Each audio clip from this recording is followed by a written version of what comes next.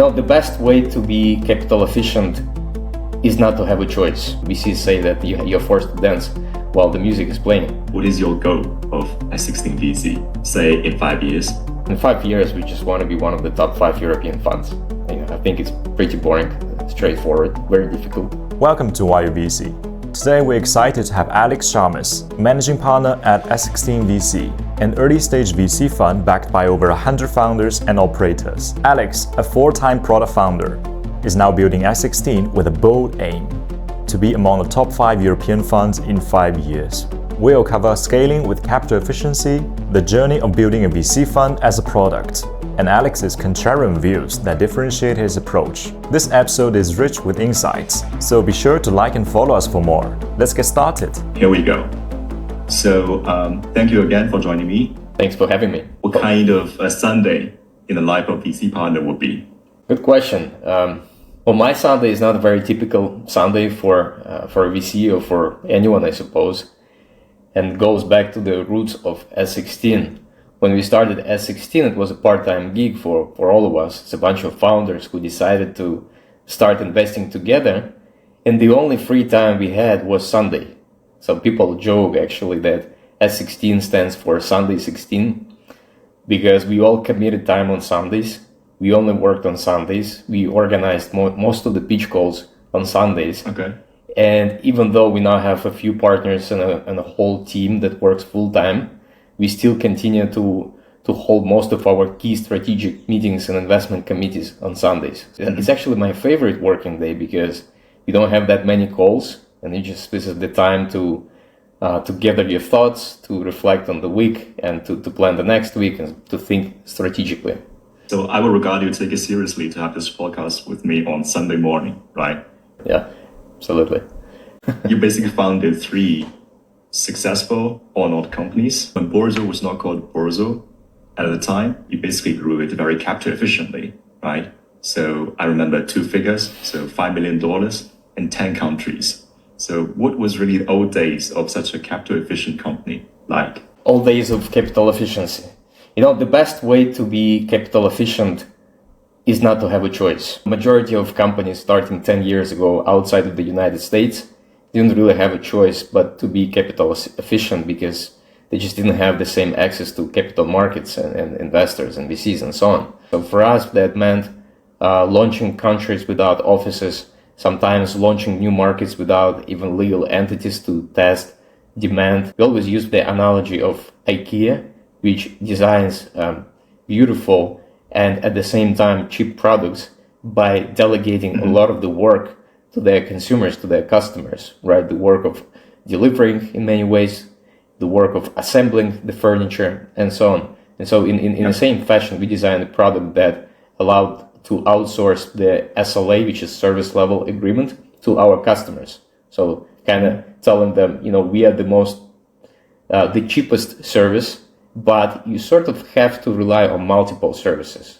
And that allowed us not to compete hands-on for the SLA, which is where most of the companies in our space burn a lot of money. It's like the time of today, right? In 2023 and onwards, where capital is not really on the abundant side. Being capital efficient is not always something to be proud of. Very often when you look at it from the VC perspective, being capital efficient really signals that you don't know how to spend the money. You haven't found the channel where to deploy the money.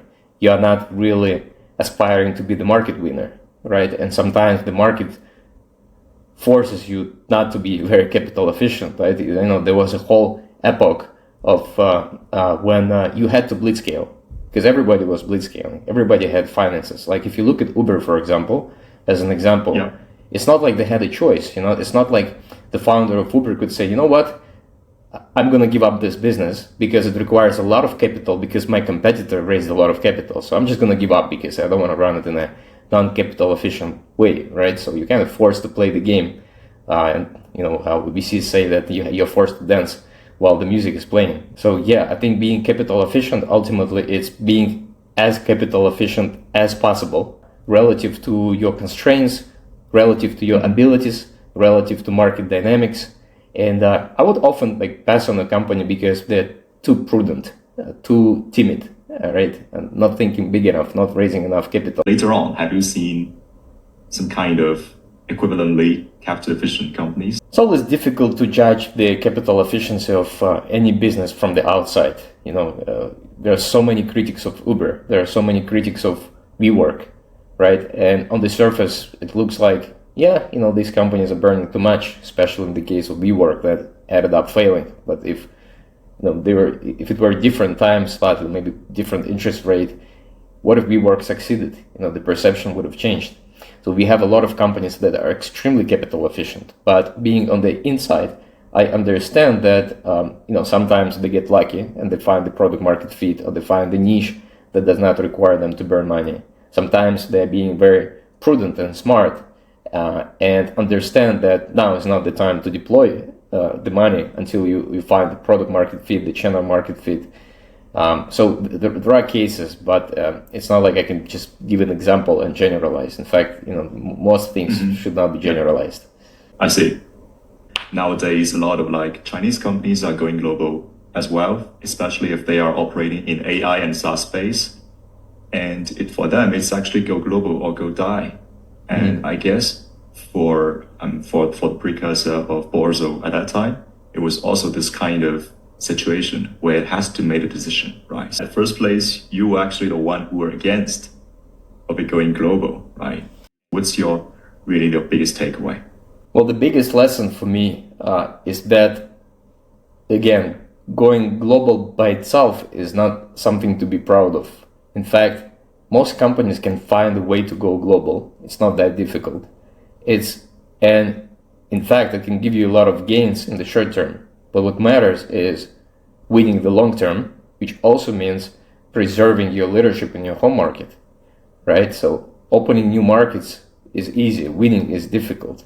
And when you go global prematurely, you definitely sacrifice resources and focus in your home market, right? And I think when you go global, for us, for example, the idea was that we can take an existing product that sort of hit the ceiling of growth in the home market, and instead of looking for adjacent product market fit and expanding into different categories, we thought it would be easier to just go to other markets with the same product and get more clients. And it worked for a while, and it kind of continues to work still in some markets. But at the same time, you sacrifice the resources that would have allowed us to build more moats, more barriers in the home market and actually winning. So I think you have to think carefully about it and understand not just how you grow more by going global, but what kind of synergies you have for your global company from going to other markets. For example, for companies like Airbnb or Uber again, right? There are obvious synergies. For us, it's not that obvious. We're a B2B business. In fact, we chose a different name to completely remove any ties between different markets, so be local everywhere. So there are no real synergies. So I think for us, the choice was more difficult. And up to this day, I have somewhat mixed feelings whether it was in fact the right decision to make. Still, I think we did kind of fine. But I could see how we could have done better by going global later, or even staying local. There are definitely competitors in every specific market who are just strictly local players who are bigger than us in each market, and some of them are actually bigger than us globally. Going global by itself is not a panacea. Every time you go global, you sacrifice building your brand in your local market. So what actually motivates you to transition into the VC world? Is it like once becoming a successful founder, you would definitely end up being a VC, or is it something else? It's funny that you say that. It's definitely a popular path for many founders. I would recommend many of the future founders who are thinking about becoming VCs to think twice about it. Now that I know how difficult it is to actually build a VC. For me, it was a bit different. So yeah, I had sort of all the typical stars aligned. We had a group of founders, friends, who's gone through the entrepreneurial journey together, and we did pretty well for ourselves. And we started to make angel investments, and we built a community of founders around us. And it was sort of like a natural transition to form a fund. But in addition to that, the biggest motivation for me personally was that we were looking for something that all of us, close friends, could do together, to have a shared activity, a shared interest, to have an excuse to meet and talk, right? So that was probably the biggest part of the motivation to start the fund.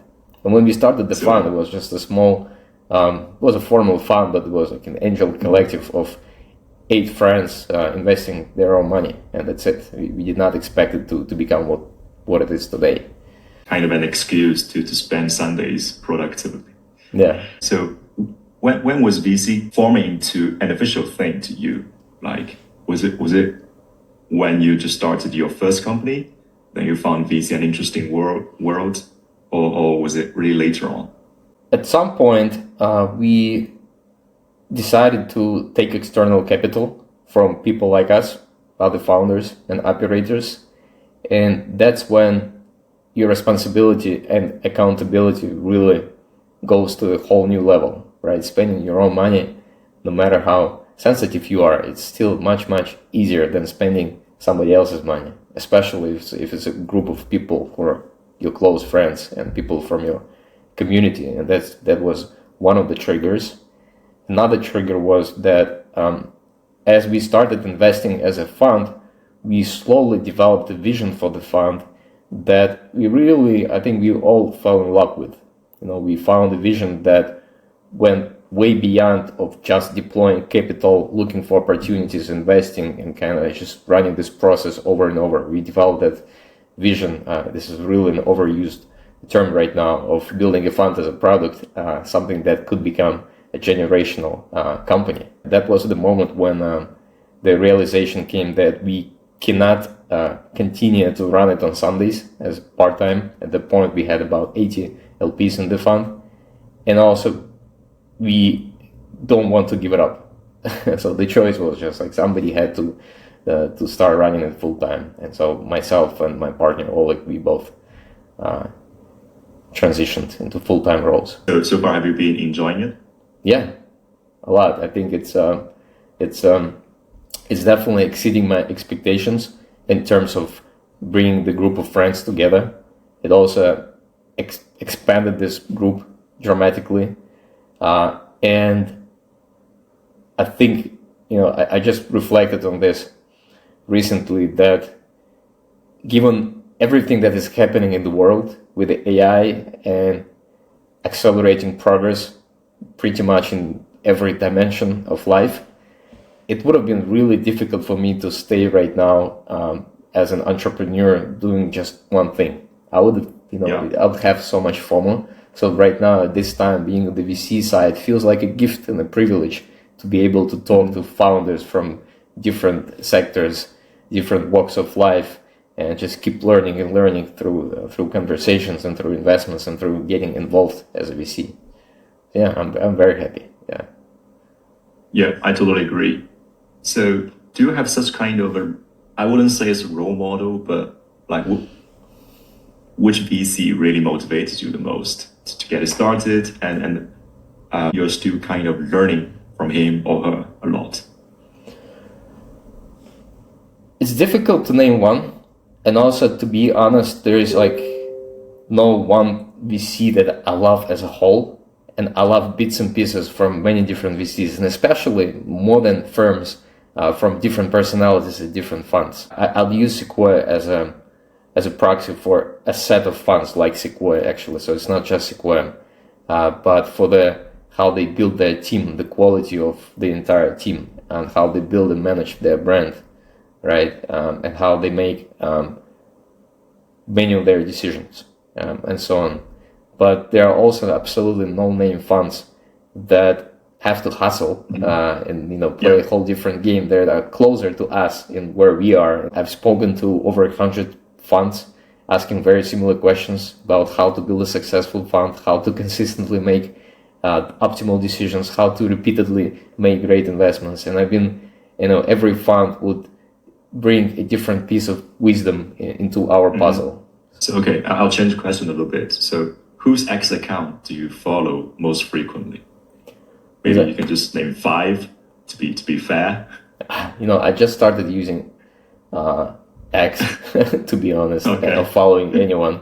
It is in my to-do list to actually follow partners from all the funds I've had conversations with, but I haven't gotten to it yet. So I think the VC that is most active and that shares a lot is the VC by Harry Stebbings, 20 VC. So I just love reading the guy.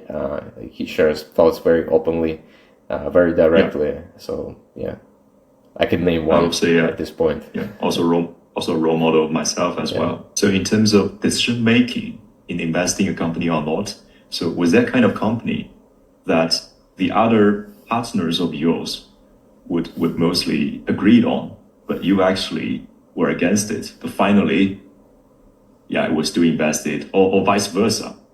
The company that your partners wouldn't really like to invest, but you insisted and you invested in the end. Yeah. The beauty and the beast of having so many opinionated partners is that almost every investment committee is like a battle, and you're bringing arguments to the table, you're arguing, you're trying to put everything together and so on. So it's a very heated debate and it's extremely rigorous. But when we make the decision, we stand as a team. So answer your questions, I'd rather not name a specific company, but I can tell you that more than half probably of the decisions that we made, positive decisions that we made, as well as negative decisions, were not unanimous at all. In fact, we had to revise our decision-making process several times over the 3 years to allow for more contrarian bets and being able to invest in outliers rather than following the kind of average decision-making of the group. It sounds kind of strange, right? Because the companies would kind of end up really successful, would at day one be more contrarian, but you actually have to arrive at a consensus that you would have to invest in that. Just imagine that. Yeah, I think most funds realize that, and they allow senior partners, at least the people at the partner level, to make independent decisions. Otherwise, if you're looking for an opportunity where everybody is aligned and everybody agrees, that's kind of something that is obvious to everybody then, not just you, not just your team, right? So that question, what is the vision of a 16 VC? So like our first interviewee, Konstantin Urban, who is the founding partner at G Fund. So he said he wouldn't use the word of vision, which is too big, but what is your goal of a 16 VC? Say in 5 years? Mm-hmm. Well, 5 years, in my opinion, is a very short horizon for a vision. Not that exciting, to be honest. It's more like goals for us. In 5 years, we just want to be one of the top 5 European funds. I think it's pretty boring, straightforward, very difficult, but straightforward. The vision that we have, and that vision is one of the reasons why it was easy for me to switch to running the fund full-time, is to be a platform and a process that enables the flywheel of founders supporting other founders. This has a lot of important words in it, right? So one thing, you kind of have to go back into the history to understand where this comes from. We started as a community first. In fact, we started the fund, if you trace back all the way to the starting point, it was myself and Oleg, my co-managing partner, who settled in an apartment and started to organize, a big apartment, and started to organize small events for founders, for other founders and VCs in the community. And then other people joined us. Some people who came to our party, who came to play poker with us, they would eventually, what we call, got stuck. They just would stay, would never leave, or they'll, go to work and come back every evening, every Friday, every Saturday, or occupy the spare bedroom or the couch. And eventually those people got infected with this whole vibe, and they started proposing other initiatives. So, in fact, like almost every partner who is now co-founder of S16 proposed something and started a new initiative. So one partner said, you know what, we have these ad hoc gatherings at the apartment, playing poker, discussing business. Let's structure it into a formal business club. So every Friday, let's have a business club where one company comes and pitches, one young founder pitches his or her startup, and somebody successful and accomplished shares his or her wisdom. And we started that. Cool. It's really a founders for founders fund. Yeah, we started that and we ran that for 7 years and continues up to this day, like in the form of the fund community now. So we organize similar events. Then another partner came and said, we don't really fit into the apartment, so let's do a conference. The community became sort of like a platform. It's a shared base of people with the shared interests and the same culture, on top of which other people organize all kinds of things. And we hope for the fund to be sort of like a financial layer that enables people who grow inside the communities, our LPs, our founders, portfolio founders, to eventually start their own initiatives. They can start a super regional fund, a Chinese S16, for example, hub, or a sector specific fund, or they can start a venture studio, an accelerator, or whatnot. I think the idea here is to inspire and enable, give them the financial layer, the legal layer, the accounting infrastructure, all that stuff, the LP base to get started, and have them go at it. So that's the vision. You're saying that you're building S16 VC fund as a product. So VCs have a lot of buzzwords. So is that also buzzword as well? Or so why is it not? Why is it like product? It's definitely being overused right now.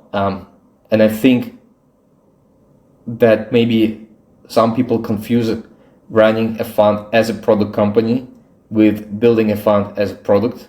I think those are both great things, but different. If you run VC fund as a product company, maybe you have OKRs, for example. Maybe you make sure that your teammates are not just looking for deals manually over and over again, but they automate some processes. Maybe they have OKRs not related to regular operational activities like moving the fund forward and so on. So that would be, using a bunch of dashboards, measuring everything.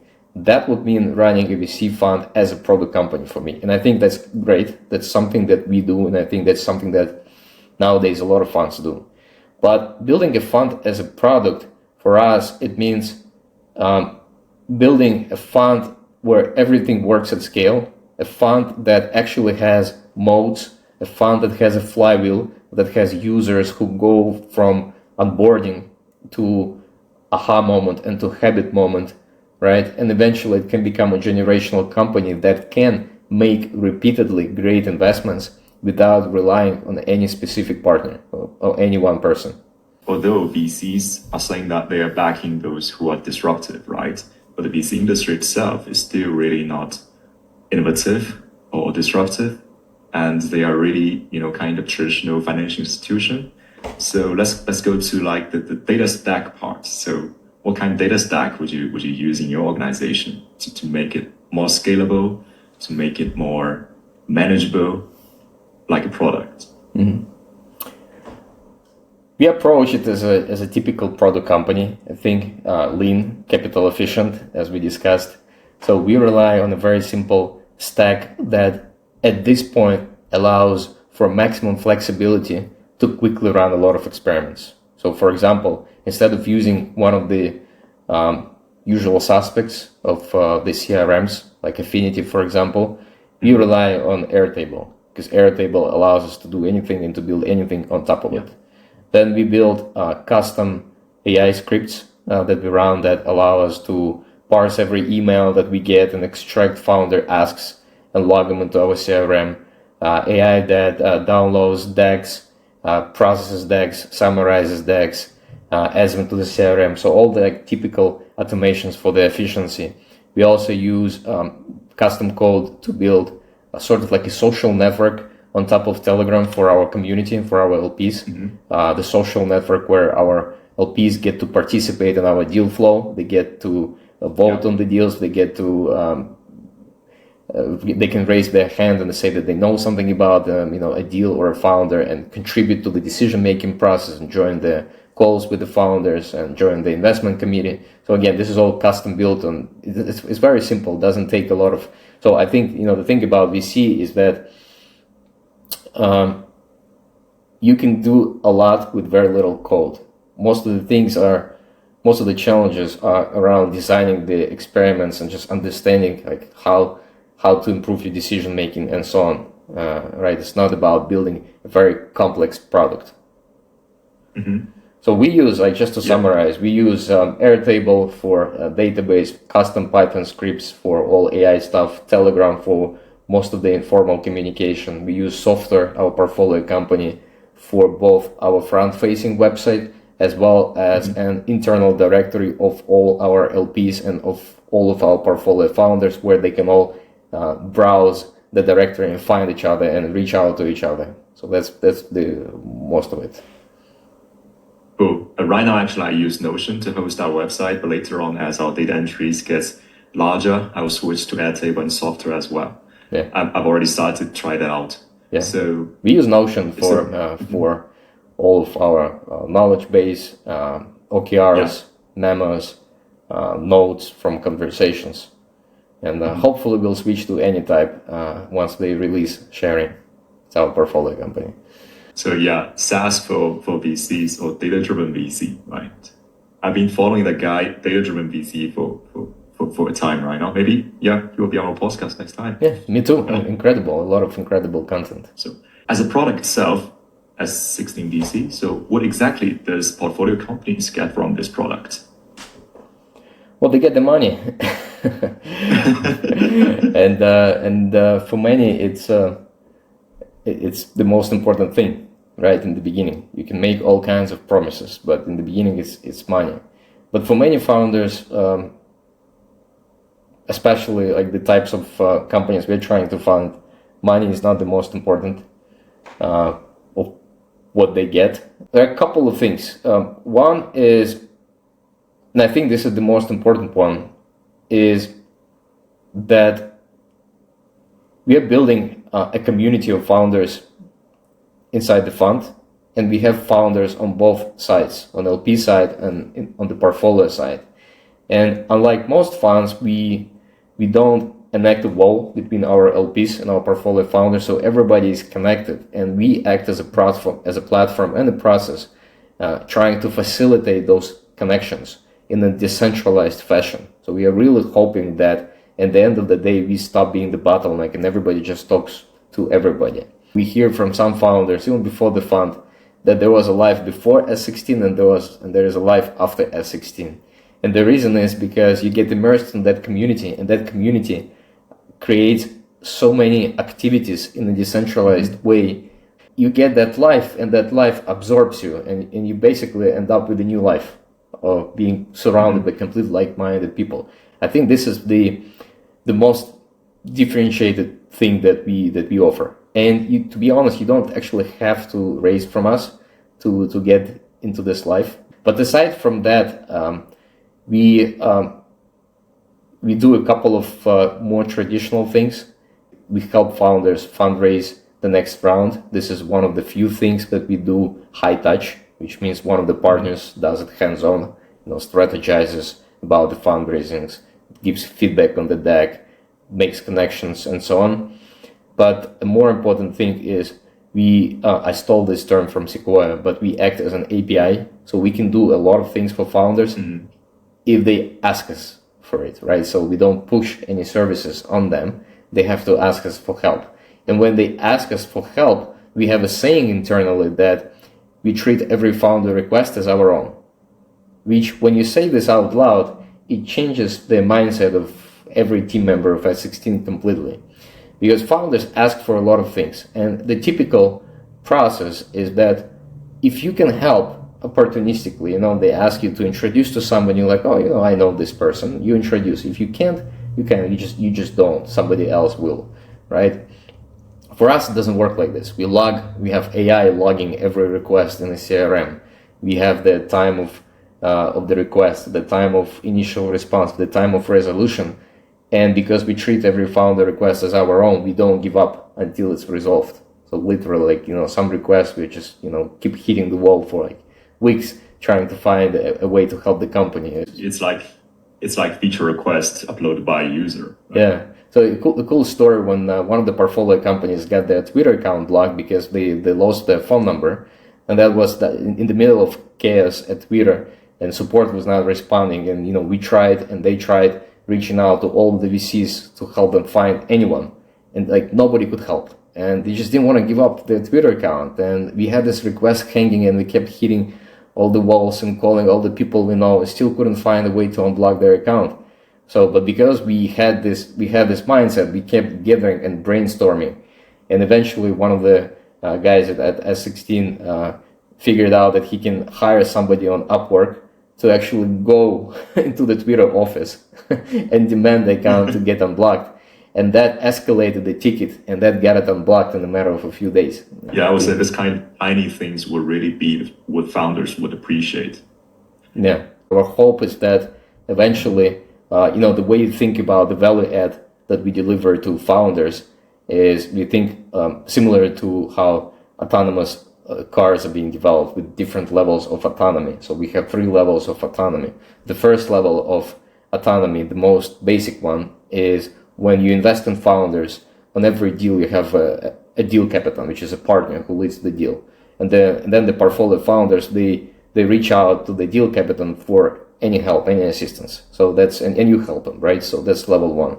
Level 2 of autonomy is when the founder reaches out to us, but we rely on our tech and all the information that we have parsed about all of our LPs to route them to the right LP or right fellow portfolio founder to help them. That's the second level of autonomy where we are right now, actually, at the fund. And the third level of autonomy, the ultimate level of autonomy, is when founders go directly to other founders or other LPs, and we give them tools to find the right person. There is a shared chat where they can ask. We have an internal LLM that searches all of the community members and their LinkedIns and so on to highlight who can be helpful and who you should reach out to. So we are aspiring to get to level 3 in the next couple of years. So hopefully we could have another podcast while we reach that goal, right? Yeah. Then we can elaborate more on that feature later on. Was there kind of a company that you wish you had invested before? Oh, a lot. Because you kind of reviewed that. We were actually tagging more her after we published this video. Yeah, probably too late, but there are a bunch. Usually it's just the products I love using. And I discovered them too late, and it's too late to fund them. Telegram is one of those products. If you look for somebody younger in the scene than the Arc browser, I'm such a big fan of the Arc browser. I would have loved to fund this one. Even today, still happy to consider. Yeah, and. A tool of the year for me is a company called Rewind, for example. It's a perfect memory. Rewind AI, yes. Yeah, yes. Pretty amazing. Not even today, but the possibilities that it opens in the future by recording everything you see. It's like, they eventually can create the perfect AI replica of you, and I think this is exciting. Yeah. The first round was already crazy, right? Well, the next round, I don't know, what kind of innovative approach would the founder take in fundraising? Who knows? Sometimes the crazy round follows by a more reasonable round. So hopefully that happens too. I found that on the S16 VC website, you have a subsection called advising, and it's actually you, Alex, talking to key opinion leaders or innovative advisors in the venture scene. What made you actually fall into the rabbit hole of exploring startup advising? Just curious, why do you call it a rabbit hole? Yeah, it's like me falling into the rabbit hole of interviewing global VCs, right? So I would say it's kind of a passion. Yeah, advisors played a crucial role for many of us, not for all of us, but for many of us at S16. We felt like it's an untapped superpower that many founders can use to get an edge over their competitors. So, and the problem that we felt was that just a lot of people were not aware of it. So we wanted to collect the basic set of information about how advisors work from authoritative figures. We just didn't see any organized thought leadership around it. I see. Are you right now an advisor to a startup? I try not to because we have 60 portfolio companies and I'm spread pretty thin. But fair, right? Yeah, but I do advise a few companies. Yeah, a friend where I have friends as founders. So, but yeah, you can say that advising all of our portfolio companies is actually my full-time job now. So the last section will be the question I would ask at the end of every episode that I conduct at YUVC. So, what would you tell your younger self, say just upon graduating from university?